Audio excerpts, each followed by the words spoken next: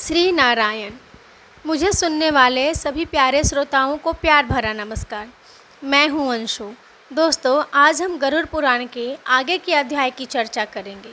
उससे पहले पिछले अध्याय में हमने जाना कि कैसे मृत्यु के समय आत्मा शरीर के 9 द्वारों में से एक से बाहर निकलती है और यमदूत उसे यमलोक की 47 दिनों की यात्रा पर ले जाते हैं, तो वह तुरंत यमपुरी नहीं पहुँचते। गरुड़ पुराण के अनुसार मृत्यु के बाद शुरुआती 13 दिनों तक वह आत्मा अपने ही घर के आसपास अपने प्रियजनों के बीच भटकती रहती है। सनातन धर्म में किसी के निधन के बाद 13 दिनों का पिंडदान, श्राद्ध और अंत में 13वीं का विधान है।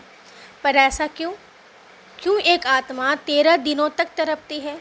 और ये 13 दिनों के कर्म कांड न किए जाएं तो उस आत्मा का क्या होगा?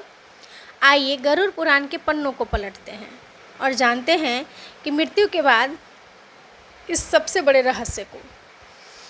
गरुड़ पुराण के प्रेत कल्प में भगवान विष्णु पक्षीराज गरुड़ को बताते हैं कि जब शव का दाह संस्कार हो जाता है तो यमदूत आत्मा को कुछ घंटों के लिए यमलोक ले जाते हैं।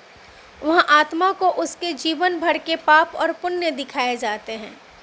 यह सफ़र महज कुछ घंटों का होता है, जिसके बाद यमदूत उस आत्मा को वापस उसी घर में छोड़ देते हैं जहां उसने अपनी अंतिम सांसें ली। अब शुरू होता है आत्मा का सबसे कठिन समय। वह आत्मा अपने परिवार वालों को रोते बिलखते देखती है, उन्हें पुकारती है और गले लगाना चाहती है, पर ऐसा नहीं हो सकता। गरुड़ पुराण के अनुसार आत्मा को तेज भूख लगती है और प्यास लगती है, लेकिन उसके पास स्थूल भौतिक शरीर नहीं होता। वह चाह कर भी कुछ खा नहीं सकता, कुछ पी नहीं सकता। वह भूख प्यास से व्याकुल होकर हवा में छटपटाता है। यहीं से महत्व शुरू होता है पिंडदान का। गरुड़ पुराण में लिखा है कि मृत्यु के बाद आत्मा अंगूठे के आकार का रूप ले लेती है, जिसे प्रेत रूप कहा जाता है। इस रूप में आत्मा यमलोक की लंबी यात्रा तय नहीं कर सकती। यात्रा के लिए उसे एक यातना शरीर यानी भोगने वाले शरीर की ज़रूरत होती है। परिवार द्वारा रोज़ दिए जाने वाले पिंड और जल उस आत्मा को ऊर्जा और नया सूक्ष्म शरीर प्रदान करता है। गरुड़ पुराण के अनुसार यह शरीर 10 दिनों में तैयार होता है। पहले दिन के पिंड से आत्मा का मस्तिष्क सिर बनता है। दूसरे दिन के पिंडदान से गर्दन और कंधे बनते हैं। तीसरे दिन के पिंडदान से आत्मा का हृदय और छाती का हिस्सा बनता है। चौथे दिन के पिंड से पीठ और पेट का निर्माण होता है। 5वें दिन के पिंड से नाभि और गुप्त अंग बनते हैं। 6ठे से 8वें दिन में जंघाएं, पैर और घुटने बनते हैं। 9वें और 10वें दिन के पिंड से शरीर में त्वचा, रोम, भूख, प्यास और चेतना जागृत होती है। सोचिए, अगर कोई परिवार ये 10 दिन का पिंडदान नहीं करता तो आत्मा बिना शरीर के भूख प्यास से तड़पती हुई एक निराकार प्रेत बनकर हवा में भटकती रहती है। इसीलिए सनातन धर्म में इन 10 दिनों के पिंडदान को अनिवार्य माना गया है।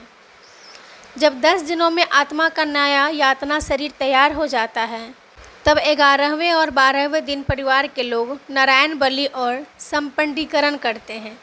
संपिंडीकरण का मतलब उस मृत आत्मा का मेल उसके पूर्वजों, पितरों से करवाना।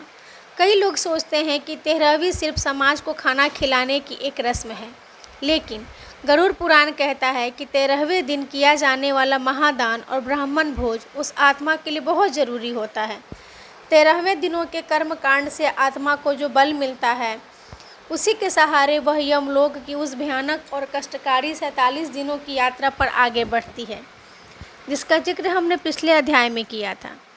13वीं के दिन आत्मा अपने परिवार को अंतिम बार देखती है, उन्हें आशीर्वाद देती है और हमेशा के लिए उन्हें छोड़कर आगे की यात्रा पर बढ़ जाती है।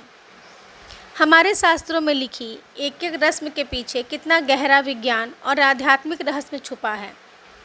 13वीं की प्रक्रिया केवल एक भोज मनाने का तरीका नहीं, बल्कि यह एक तड़पती हुई आत्मा को प्रेत योनि से मुक्त करा के आगे की यात्रा के लिए विदा करने का जरिया है। आगे हम जानेंगे आत्मा यमलोक के 47 दिनों के रास्ते पर चलती है तो उसे मार्ग में कौन कौन से 16 भयंकर पुरियों यानी शहरों और वैतरणी नदी का सामना करना पड़ता है। जीवन के अंत समय की यह सच्चाई यदि आपके दिल को छू गई हो तो वीडियो को शेयर करें और सभी तक पहुंचाएं।